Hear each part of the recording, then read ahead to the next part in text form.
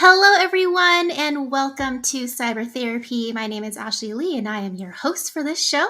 And this is the show where we get to know and get to learn more about people in cybersecurity. What are their challenges? What are the tips and tricks that they've learned in their trade to really make their career move forward? And this season, we've been focusing a lot on the skill set around building teams, shoring up areas of knowledge that you may not be as well versed in. So being able to be a good teammate and learning from each other.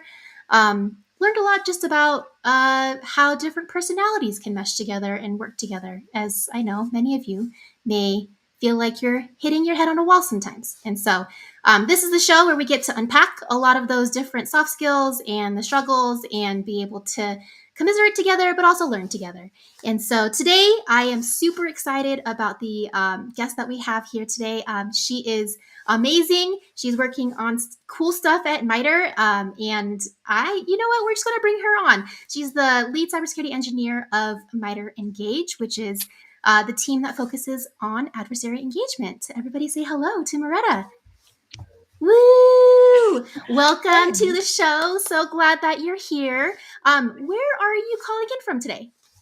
Thanks. I'm so excited to be here. So as you said, I'm with MITRE, and I'm actually based out of our Bedford campus, so in the greater Boston area in Massachusetts. Nice, very nice. And we're going to get into your origin story in just a second. But let's talk a little bit about your passion that we were just talking about, or I guess the new interest, if you're okay with talking about that. It's ballroom dancing. You just came back from a competition. So tell me more about that. Yeah, so actually, it's kind of a funny story how I got started in ballroom. We went to my husband and I, now husband and I, started a class for our wedding dance, and then always expected that we would learn how to dance for our wedding and then just leave. And absolutely, we both fell in love with it. So we both have a martial arts background. We actually met through martial arts, and both have our black belts. And there's just so many kind of crossovers in martial arts to ballroom that I never expected to find, and have been really enjoying. So we've Wow. been over at one of the many Arthur Murrays of the world. So we go to Arthur Murray Yes, Burlington and that is learning how to that is dance, and it's a fun. awesome. I mean, that's also Arthur Murray in the Bay Area is where I learned to dance with my husband for our wedding dance also. And so that's super fun. Oh, and I also took lessons there with my dad because we did a father-daughter dance that like Yep. blended some of the oldie music that he loved and then also Uptown Funk from Aww. Bruno Mars. And so it was a lot of fun. Aww. We got to fake out our audience during our dance because they all thought it was done. So, anyways, Oh, that's so love cute. love your passion. And as you were talking, I'm like, I wonder if there's an interesting like talk you could give around parallels between ballroom, martial arts, and what you do at MITRE. I bet there actually could be. I've thought about that from the martial arts side. I've never considered it from the ballroom side. So now I'm going to have to think about it. But I mean, there's definitely really interesting things, especially with moving from being reactive to proactive, and how are you sort of engaging with another human being and moving and interacting with that human being. So I think there's definitely parallels, obviously, to martial arts and ballroom, and even with adversary engagement, really thinking about behaviors and what you can do as a defender. I think you're onto something. Very, very cool. I look forward to hearing your talk on that one day. So let's start at the very beginning, or not very beginning, like when you were born, but how did you going your college days into where you're at MITRE today? I know that you started in engineering, so wanted to hear, have you always wanted to go into engineering, or was that something that somebody else bestowed upon you as like, this is the way? Or how did you pick engineering to begin with? Yeah, so I come from a family that's very kind of math and science focused. Both of my parents have careers in STEM fields, and so was just exposed to it a lot as a kid. Neither of them are engineers, but they sort of recognized that I also liked math and science. And so they put me in a bunch of different programs as a kid to just explore different fields in math and science. And one of Mm-hmm. those, being from Boston, there's lots of different things happening in the university scene, even for, as young as middle schoolers, high schoolers. So I actually was over at MIT a lot during middle school and high school. They have a bunch of programs to introduce women to different STEM fields. So they have Keys, which is their middle school, or they did have, I will say it was a little bit since I've been in middle school, so I don't know what programs they have, but they had Keys, and then they had a program called Wise, and you got to explore just a whole bunch of different careers in engineering. And I actually expected that I was going to go into mechanical engineering. And my first Oh. semester at Tufts, all the engineers take these exploratory engineering courses. And Mm-hmm. I was in one in robotics, it was Lego robotics. And I expected that I was going to love the building, and then found that I was really liking the coding and the programming side of things. Which, funny story, is that my dad is a mainframe programmer. And so growing Mm-hmm. up, the one and only career I wanted nothing to do with was anything to do with programming, because your dad can't be cool ever. And so I had to go through the reality check of, maybe my dad was onto something when he always said Mm-hmm. I should take a programming class. And so freshman year I did, and switched into computer science. And that's sort of how I fell into the engineering school, but in computer science at Tufts. Very cool. Mm-hmm. Very cool. Thank you for sharing that. I think it's just so funny because so my dad was also software engineer and then spun out basically his own consulting business. Consulted with Oracle a lot back in those days, and then is now in marketing in cybersecurity. Oh. So sometimes the apple just doesn't fall very far from the tree, right? Mm-hmm. Okay, so you're in school, you're in engineering, you pivot from mechanical engineering to coding, computer science. How did you end up in cybersecurity? Because it's not too much of a difference, I suppose, because there's a lot of skill set, common skill set between the two, right? But how did you make the Yeah. pivot from building code to Mm-hmm. securing? Yeah, so that's also sort of another story of just life events changing the plan that I have. So I'm a person who always likes to have a plan, and then it seems like the plan I have always goes awry. So, like I said, I took a robotics class because I liked robots, thought I would like building them. Turned out I liked the coding side. I Mm-hmm. joined the Tufts Human Robot Interaction Lab my freshman year, again thinking that I would like the robotics side of things. And it wasn't until my sophomore year that I took an internship with MITRE, which again is a funny story of just life, but life figuring out my path more than me half the time, which was I was at Tufts has a huge career fair, and one of my professors came over and said, "Oh, you should talk to a former student of mine who's at this booth as a recruiter. Go talk to them." And I had an exam in that professor's class immediately after the career fair, and I didn't really want to apply to this company, and I already applied to all the companies I wanted to apply to. But because he was going to be grading my exam shortly, I said, "Of course, I'd love to," and went over. And I remember being in line and trying to read the name of the company and what the heck they did, while being in line to talk to this former student. And it turned out it was MITRE, which I thought was Mm-hmm. MITRE at the time. It is not, it's MITRE. um, and, and so ended up giving her a resume, didn't think much of it, and then ended up getting a call back, and went and interviewed on site, and just really fell in love with the breadth of work and the number of kind of different different types of projects, and where you have all these different folks who are experts in these very different fields, and really gave an ability to explore different types of careers in computer science. Because at that point, I was only a sophomore, and so still trying to figure out where I was going to be within this large field of computer science. And so Mm-hmm. took an internship with MITRE mostly to just explore different career options and different career paths. And throughout the summer, they have a pretty established internship program. And one of the options was to take these cyber workshops almost. So it'd be different folks from across the company talking about their projects, talking about different skills and things like that. And really fell in love with the cyber side of things, having never been exposed to it really before. Came back to Tufts and took every cyber related class I could find, and then came back to MITRE the following summer in a cyber focused internship. So it was really thanks to MITRE that I landed in the field, and then I haven't left yet. So um, Woo! really been enjoying my time here.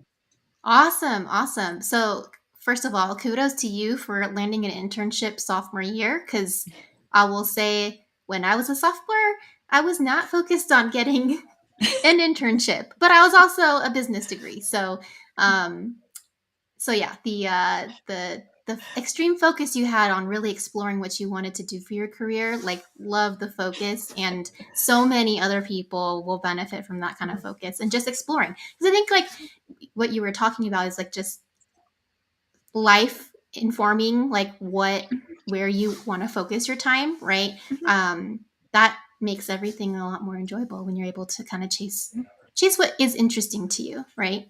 um I always tell cool. college students that you don't know what's out there. Like you have such a narrow worldview of the types of things in any given field, and to use every internship opportunity that you have to be able to dig into different parts of the field. Because sometimes you'll realize, like I did, that there's something that you had really no concept of what it was when you were in high school or even early in college, that you find you really like. And so if you limit yourself to just whatever your plan was, you're gonna lose some opportunities that might be really enjoyable. Yep. Agreed. Lessons from the wise folks. That's like a great snippet to take out for later. So, um, cool. Okay, so you said so after the first internship, you came back to MITRE for the cybersecurity arm. How did you? Because cybersecurity is pretty broad, right? My extent of knowledge from MITRE was MITRE Attack, the framework, right? That was like my first foray into it. So I had no idea that MITRE had all these other projects, right? So how did you land? How did you end up in MITRE Engage? Yeah, so one of the really interesting things about MITRE is that you can have two people who have both been at MITRE for a really long time with almost completely opposite experiences in terms of what they're doing on a day-to-day basis, who they're interacting with, what they're working on. So MITRE as a company, for those who aren't familiar, we actually operate something called Federally Funded Research and Development Centers, or FFRDCs. And these are constructs that support the US government. And the best way to think about it is it's almost halfway between the for-profit contractor world and academia. So we sort of sit as a trusted advisor to the government, helping with things like systems engineering, proof of concept, some of those deep technical challenges that the government just needs help understanding, what the opportunity space is or what they're trying to do. And MITRE sort of acts as that advisor. And so because of that and these various FFRDCs that we operate, there's different parts of MITRE that are, working on completely different things. And so inside MITRE, though, even though you have these different FFRDCs, you can work on projects across them all. And so what's really neat about that is you have an opportunity to sort of see a wide variety of different technologies, work with folks who are, experts and world renowned in their field, and be able to learn from them and work on these different things. And so I sit in a part of MITRE called MITRE Labs, where we are sort of technology focused, and which means I sort of am my job is to be an expert in my technology field, which in this case is adversary engagement. And my job is to sort of be a connector and help all these different government sponsors and other sponsors that we have be able to use these technologies more effectively and help the MITRE folks who are supporting them have access to that expertise. And so I sort of landed in adversary engagement through a combination of a few things.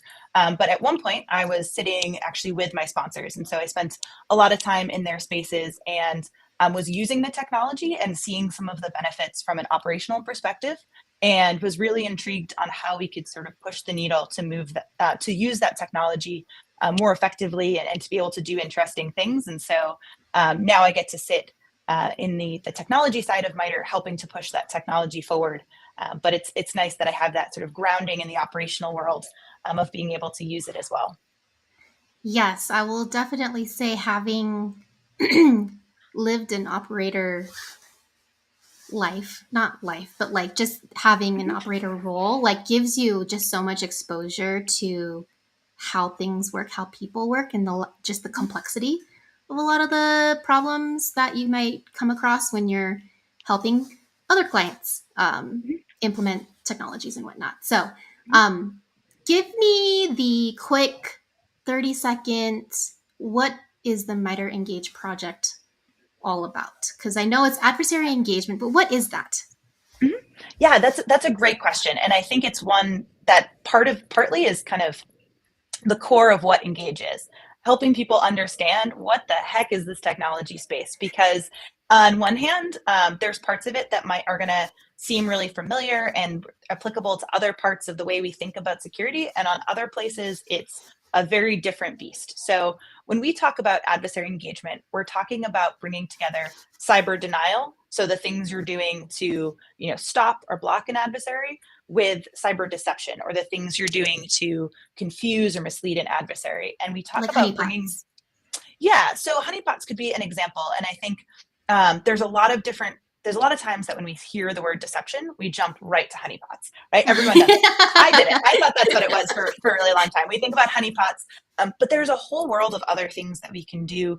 So I like to use the example of, thinking about physical security. So at your home, when you leave, maybe you leave the radio on to have sound in the house, or you leave your lights on a timer when you go on vacation, or you have a fake rock with a key inside it that you leave somewhere outside in case you ever get locked out. There's all these different things that we do that are just natural parts of physical security that we don't always carry over into the cyber world.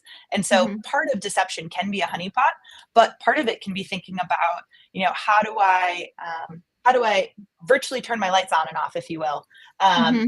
to make it seem like something's happening when it's not.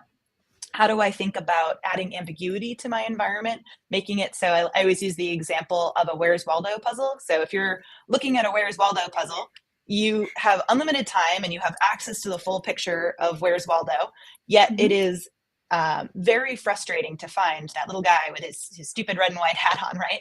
And the Yes. reason the reason for it is like there's a lot of overlapping colors, a lot of overlapping shapes. Well, right now, when someone breaks into your system or gets into your system, once they've bypassed all of your defense in depth, a lot of times we have a soft, squishy center that it's just Waldo standing in the middle of a white photo, right? And so it's really easy to find Waldo. Well, how do we think about making our insides of our environments more confusing, more like a Where's Waldo puzzle, so that even when an adversary gets in, we've bought ourselves a little bit more time to be able to understand the scope, the impact, and then have a response, versus the game's up the minute they've gotten in.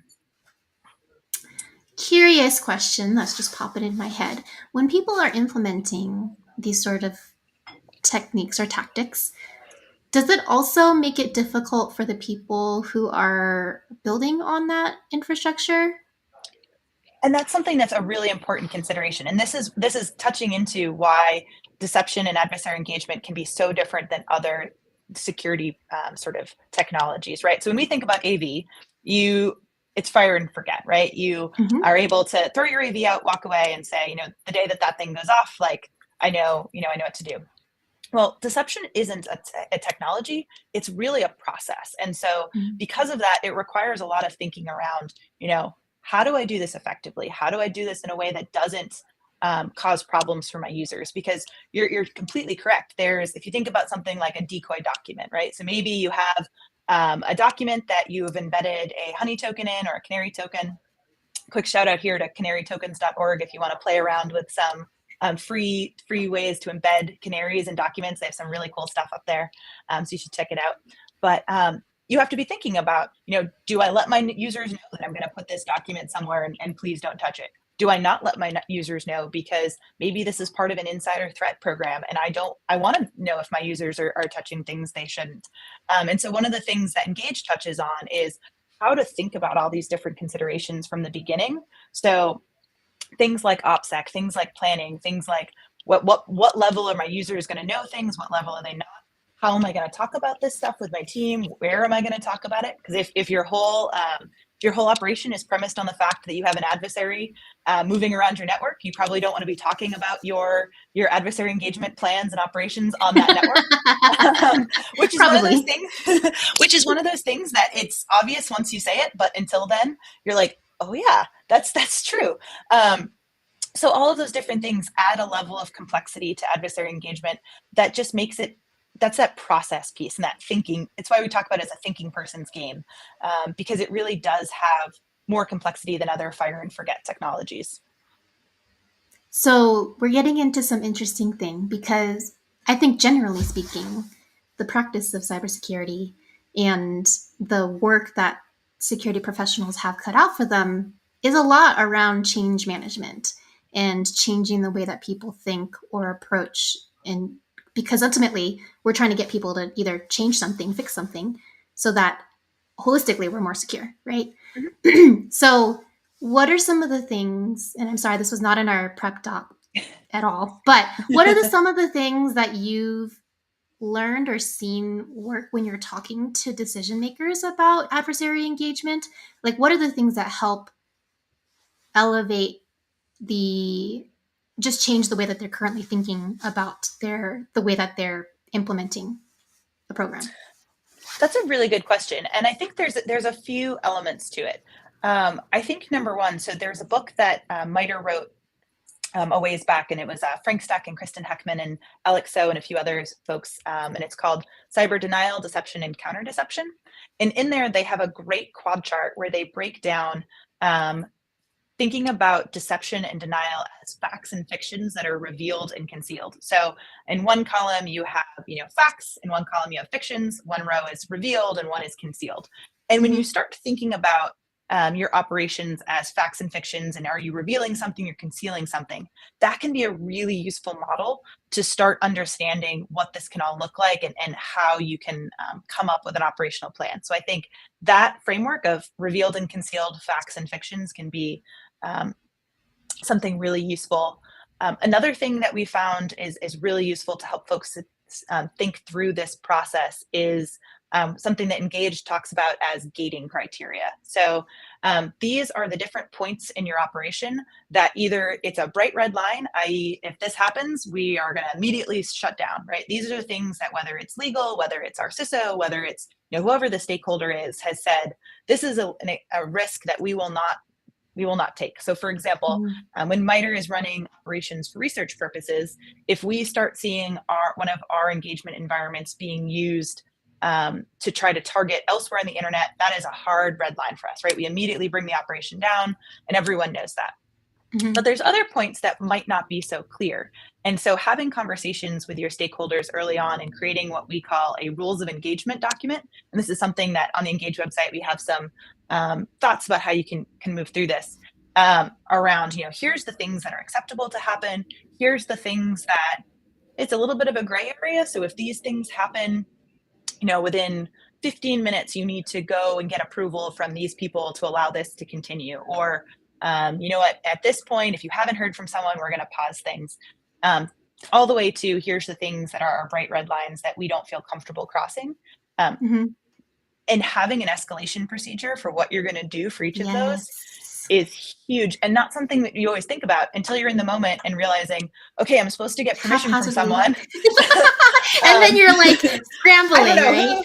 Yep, I don't Yes. know who. I don't know how to get in touch with them. I don't know what to say to them. But coming up with all of that with all your stakeholders in the room early is something that is super helpful. And one of the reasons MITRE has been so successful in our own research is that very early on, we were able to work with our legal department and sort of identify all those different things and get buy-in and get support, which helped us to be a lot more creative and a lot more innovative down the road, because we had all that stakeholder input in from the beginning. And so getting all your stakeholders in a room early on and having those conversations is wildly important. Yeah. I want to pull that point back to something you said earlier about the fact, fiction, revealed, concealed, because I think that mentality, even though people don't actually think in those terms, like every business leader has facts and fiction about how they see themselves, their role, their particular, business drivers, whatever, in things that they're either revealing or concealing about their agenda, right, and what they're trying to accomplish. Which, then hallmarks back to your stakeholder comment of getting stakeholder buy-in early. Like, you got to be able to uncover, what are the things that could be the blocker for moving Mm-hmm. together towards a project, or like actually following a process, because like the best laid process means nothing if nobody follows it, right? So super, I'm learning so much from you today, so thank you. I really appreciate it. If you could share that book with me later on, like the title of it, that would be super Mm-hmm. awesome, and then we can share it later also on this Yeah, on of the course. interwebs. So, cool. Okay, so we're getting to a good portion now. So, along this vein, right, of getting decision makers to think about adversary engagement differently. Um, I hear that you are releasing something new at RSA. So tell us, what is the big news? Yeah. If and however much detail you're willing to share before we actually get to RSA next week. Yeah, no, we're really excited about this one. So, one of the things that we sort of run into time and time again with deception and adversary engagement is there's a lot of folks that are really excited about the space and have a lot of energy and want to do things, but don't always know where to get started or kind of how to wrap their brains around this different way of thinking about things. And there's a lot of great technical courses out there to teach different parts of cyber deception. So, SANS has a great course with Kevin Fiskus. Black Hills InfoSec has a great course with John Strand, and there's all these different books out there, but there's not much out there in terms of how do I think differently and how do I think about incorporating this stuff in my strategy as a decision maker. Mm-hmm. And so last year at RSA, MITRE and FBI and HSBC actually had a joint panel where we were talking about the technology, and HSBC was talking about the way that they're actually using it for their own threat intel elicitation and CTI, cyber threat intelligence work. And FBI was sort of talking about the benefit for companies to be thinking about this as a way of defending themselves. And MITRE was talking and sort of evangelizing the technology space. And one of the questions we got from that talk was, this is great, how do I get started? And we sort of all looked at each other and said, well, here's how each of our organizations, how HSBC got started, how MITRE got started. But we realized there wasn't really a great resource for folks to wrap their brains around just how does this fit in my strategy? And so for the last year, we've been putting together what we call Engage in a Box. And it's a set of lectures, labs, and a capstone project to help organizations think differently about cyber deception. And it's really intended for decision makers to kind of start wrapping their brains around how do you think through this space. I think there's also a lot of value for the hands-on keyboard defenders. I know personally, it's always really helpful for me when I'm trying to, my management has given me, here's the strategy and go implement this thing. It's really helpful for me to understand, what was the thought process behind that. So I think there's value on all sides for this, but it really was intended to help decision makers. And one of the things we're really, really excited about is that capstone project that I talked about. We decided to think a little bit outside the box, and it's actually a board game, and it helps you apply the different lessons that you're learning in the lectures, but through a facilitated board game. So we're really excited to sort of have the beta versions of all of this and get to start testing some of this stuff out and working with the community outside of just MITRE to be able to use some of these materials and start helping defenders think differently. Awesome.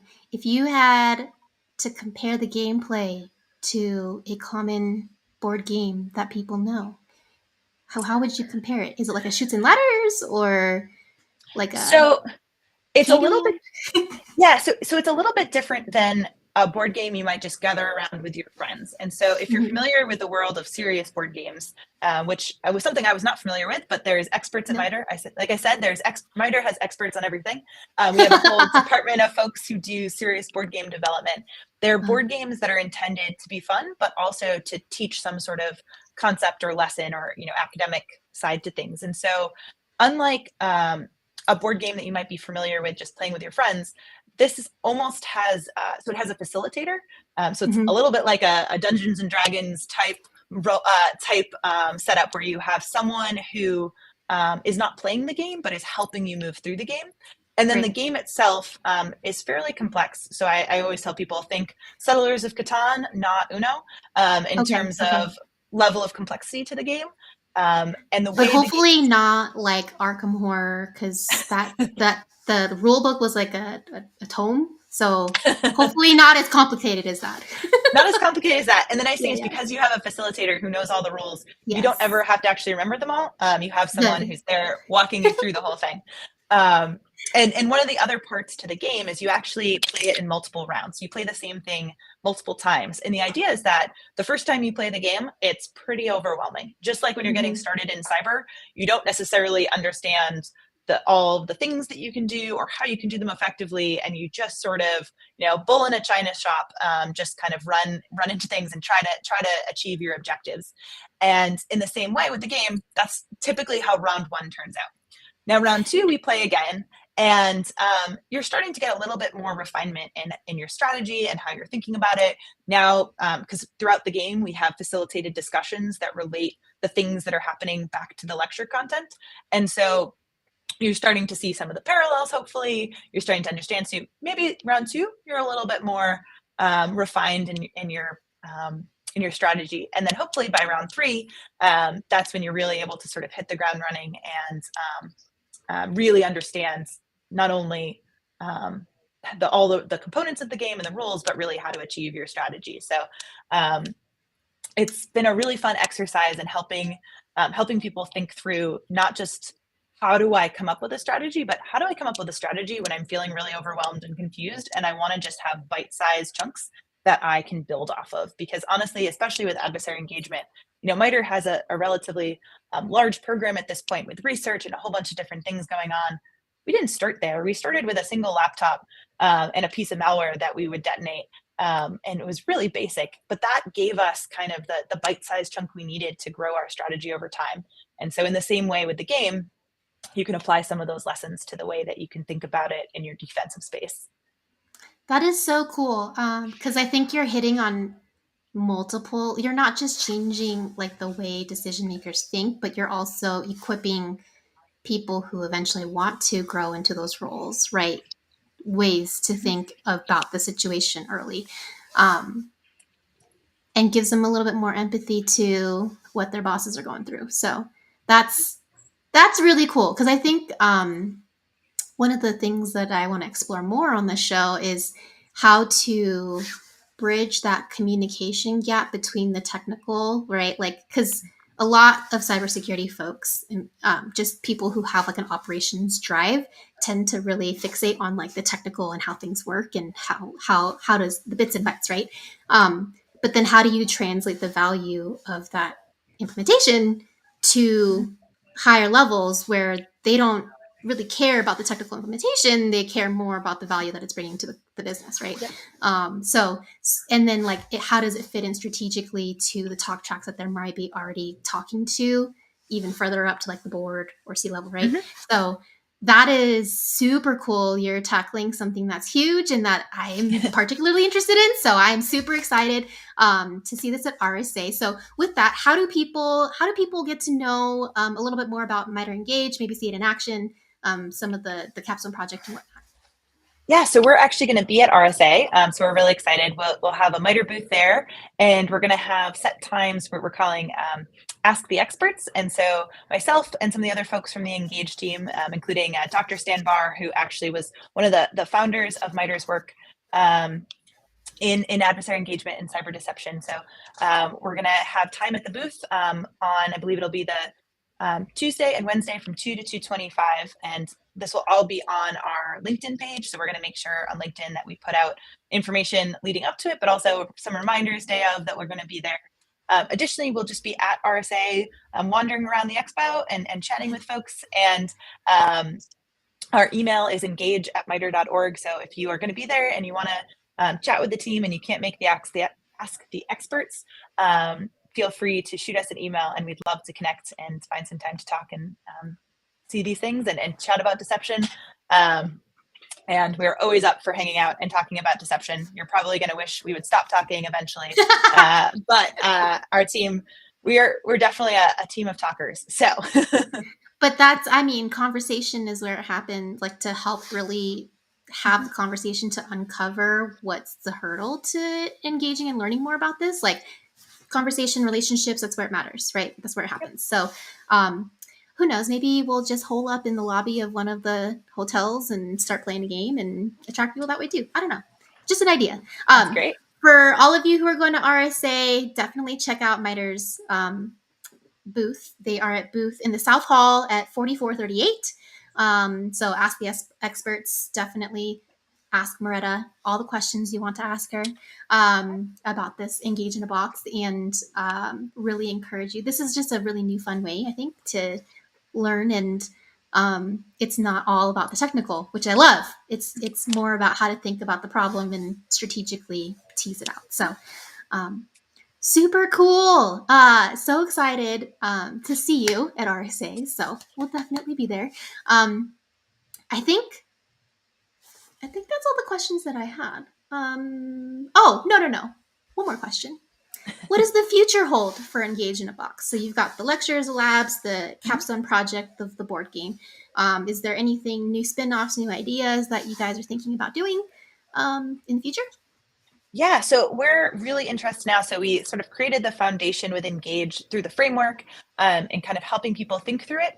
Our next focus is going to be on the helping them do. And so we want to start looking at how do we build up the community of, especially in open source, in developing, low to no cost deception techniques and tools.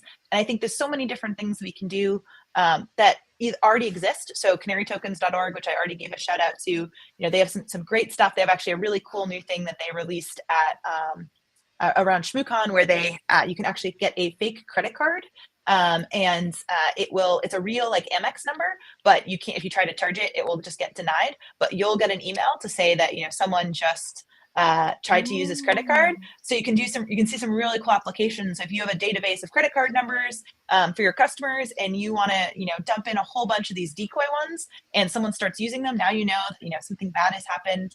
There's some really cool things we've been talking about with credentials, and how you can hide credentials in various places like LSAS, like your browser. And then if someone tries to use that credential elsewhere in your network, you can get a high fidelity alert that someone is stealing credentials from one place and using them elsewhere. Mm-hmm. And so there's all of these different kind of like a low to no cost opportunities for defenders. And so we want to start pulling some of that stuff together, and helping the community continue to build it and build on it. So one of the things that's sort of a role that MITRE plays is, so we're not a product company, right? MITRE is not going to wrap something in shrink wrap and sell it to you. But our job is really as a connector and as a advisor. And so what we really want to do with Engage is make that the connection point for all the folks who are in this space, who are doing really cool things in this space, who already have tools out there, or have parts of things that we can help kind of bring together. And so our next focus is really going to be, how do we help people? We've helped them think about it. Now, how do we help them do it? And personally, I think I'm really interested in how do we support smaller organizations that are trying to do things in this space. And so have been having lots of conversations with folks in the small to medium business and the MSP communities around how do small businesses function, and how are they thinking about cyber defense, and where does deception fit in? I think there's some really cool opportunities, for a lot of small businesses.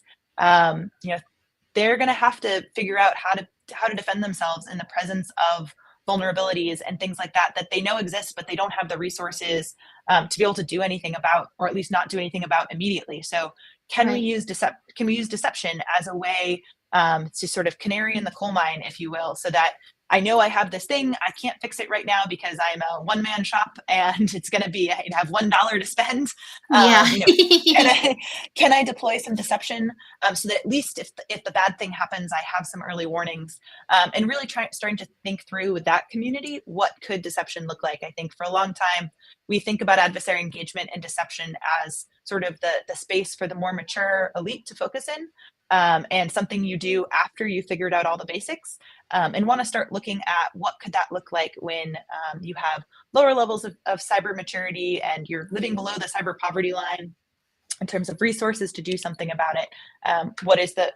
Is there a role for deception? I would say there is. There's plenty that will say there isn't. So really starting to look at that and come together as a community and start to answer that. So if you are a So small cool. business coming to Yes. RSA or a service provider, I would love to chat with you and hear your thoughts as folks who are kind of boots on the ground in these spaces. Yep. Engage at mitre.org. There Please. you have it. Awesome. Well, I think we are coming up on time. So let's move along into our game. Sweet.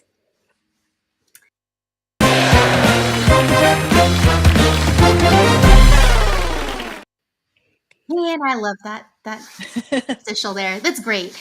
Okay, so today's game is going to be two truths and a lie.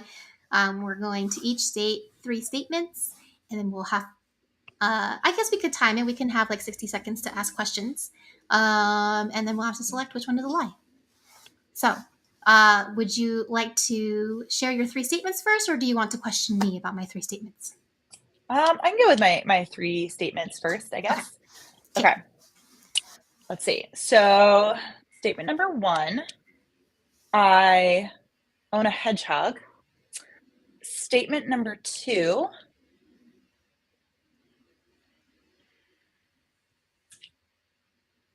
I was born and raised within a 45-minute radius of where I have lived, worked, gone to school.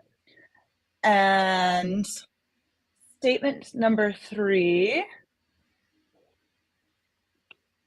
I am like my go-to, I need like a pick-me-up in the afternoon is a Dr. Pepper. Huh.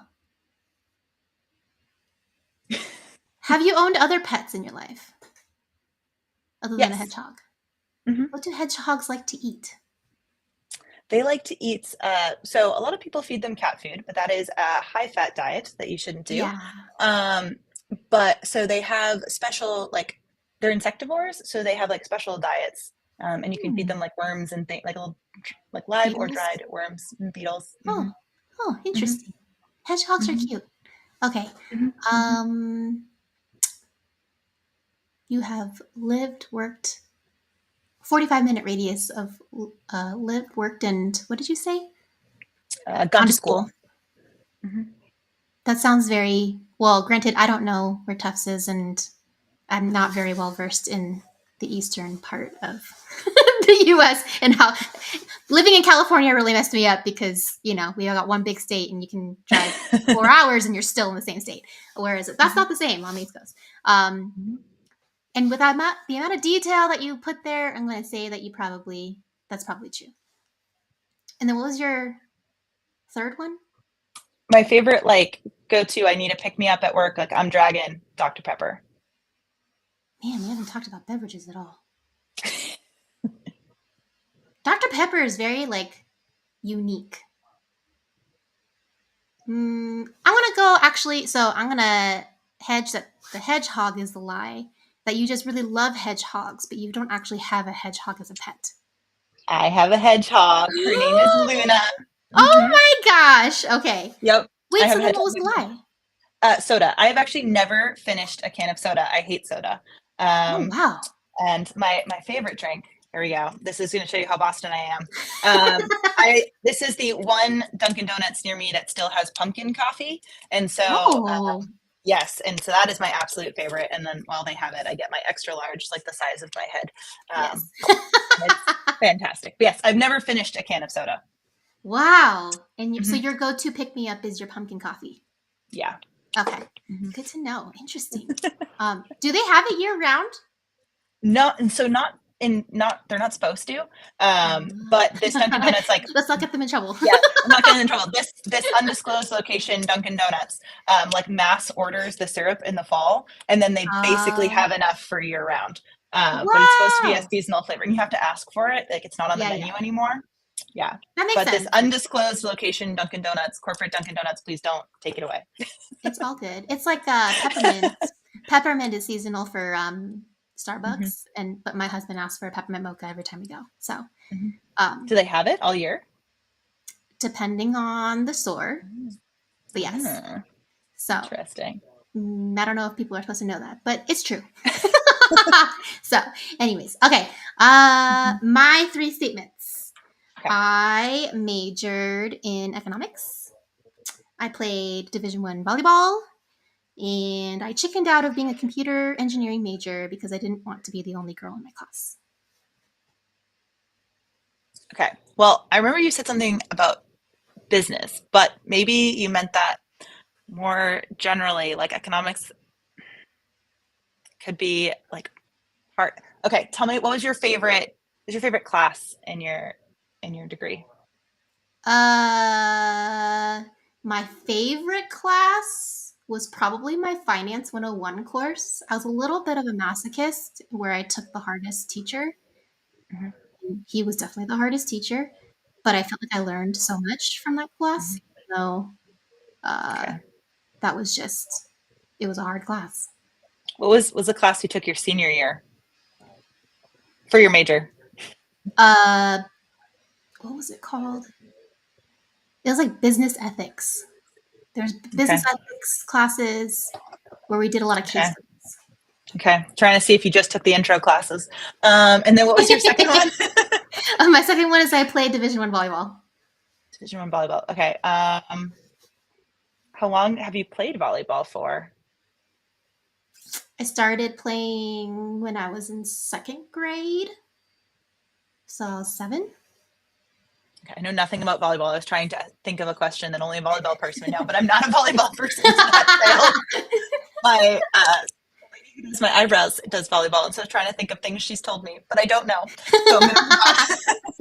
And you said you said something about your last one was you dropped computer science. Is that what it was? Yeah, I chickened out of being a computer engineering major because I didn't want to be the only girl in my class.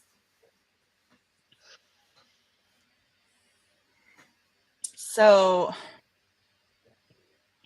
you did say you weren't a computer science major, so that part is true, but did you chicken out or did you just choose a different major?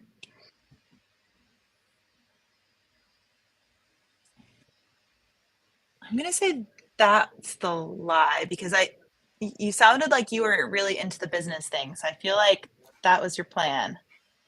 I'm gonna go with the last one's the lie. No, that sadly was true.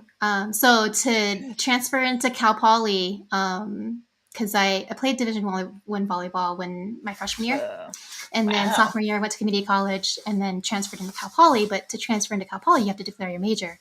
And so at that point, my exposure to coding was building websites, like so knowing HTML, CSS, JavaScript, right?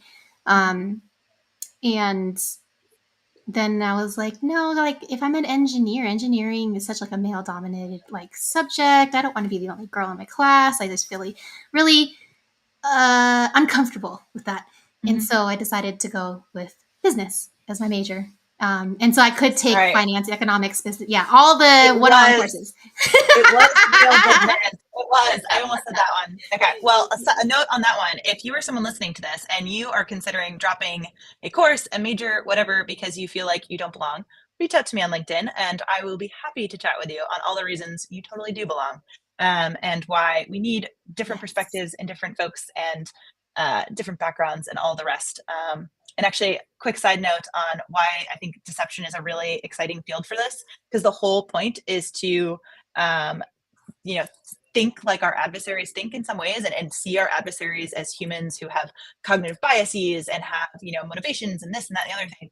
Well, we can't do that if we all think the same way, because newsflash, our adversaries have very different backgrounds often than me, the woman from Boston, who's never lived outside of a 45-minute radius of where she was born. Shocker, that's not where all APT threats come from. And so if you have different backgrounds, whether it's in social sciences, whether it's in the humanities, like whatever it is, we need that in adversary engagement desperately, and there's a place for you in cyber and there's a place for you in security. So talk to me before you change anything. And I'd also say just along the lines of what we talked about earlier in the show, where you allowed life to kind of form where you were going and you chased your interests. And that was one thing that I wish I had done when I was in college, because I actually did take a coding class and we learned how to code in C. And I, as basic as it was, I freaking loved it. And so I could have actually gone down that route, but I chose not to just because I felt like I didn't belong and didn't want to be with a bunch of boys. So silly. It sounds silly now talking about it, but like back then it was, as you know, like what was I? It's really real. 18? Mhm. 18, 19. I was like, yeah, I think I want to be something a little bit easier, which business was easier, but then I was a masochist and took hard classes. So I don't know. Go figure. So, anyways, I don't um, think that's like unique to school though, right? I feel like in the workplace people feel that way, and it doesn't have to just be a gender thing. There's so many reasons why you can feel like, you odd don't fit personality. in. Yeah. I think we all have to remind ourselves that we're all the odd person out, and we're all learning new things. I'll Yep. say, going back to the dance comment at the beginning, geez, am I learning Yes. just how new But skills just can be hard, going. and you have fun with it. Mhm. Yeah, but you own it. And that's the thing that I think that makes it fun is like once you find a place within yourself to just like own who you are, like Mhm. everything just comes so much more easily. Like you don't feel as threatened by things that change and stuff like that. So anyways, this has been such a fruitful conversation. I really hope I get to hang out with you at RSA. I will Yeah. let me know when you're going to do some ballroom dancing and I will join Yeah. you. I just got to make sure to bring my shoes. And so, yeah. Oh my gosh. Thank you That's gonna so be so much fun. again. And folks, again, RSA booth 4438 in the South Hall. They're doing the Ask the Experts on Tuesday and Wednesday at 2 p.m. to 2:25 p.m. So definitely head over there, check it out, or email engage@mitre.org if you're not going to RSA. Yeah. And so with One that, thank other you, shout Maretta. out I'll Oh, yeah. give is actually so Dr. Stan Barr, who I mentioned will also be at the Ask the Experts, is doing a talk on Monday, and I will send you all the info because I realized I didn't do it before the show. But it is they're doing a mock trial on can cyber assets be an attractive nuisance, and looking at from a legal perspective some of the ramifications of deception. And so Dr. Barr will be there as sort of the technical expert. They have some folks from the legal, and they have a judge, and having a conversation on the legal side of cyber deception. So I will send the Ooh, info for that as well. But should be a great conversation. yeah, that's awesome. Thank you so much, Maretta. And with that, don't go anywhere just yet. We'll just put you in the green room, and then I want to be able to say proper goodbyes after we Sounds close great. up here. See ya. Bye. All right, folks, thank you again so much for tuning in to Cyber Therapy today. Super appreciate you listening to Moretta's story and all that the MITRE's doing and all that she's doing within MITRE Engage. We at Jupiter One will also be at RSA. We will be in the South Hall as well. Our booth number is 1933. We're going to be having 10-minute presentations, 2 of them every hour throughout all of the expo hours. So you are more than welcome to stop by, hear about our value prop, hear how our partners provide value with us to our customers. And so with that, I think, we're also having 2 book signings from Sunil Yu, who is our CISO. He wrote the Cyber Defense Matrix. So on Tuesday and Thursday, around 11:30, he will be at our booth signing books. So, and those books are for free. So if you would like to get your own book signed by Sunil, you are more than welcome to drop by our booth, chat with him a little bit, and get it signed by the man, the author himself. With that, our next episode is going to be on May 3rd, the week after RSA, and we are going to have Visa Trust with us. And so, with that, I think that is all the announcements that I have. So, thank you everyone for tuning in again, and we will see you next time.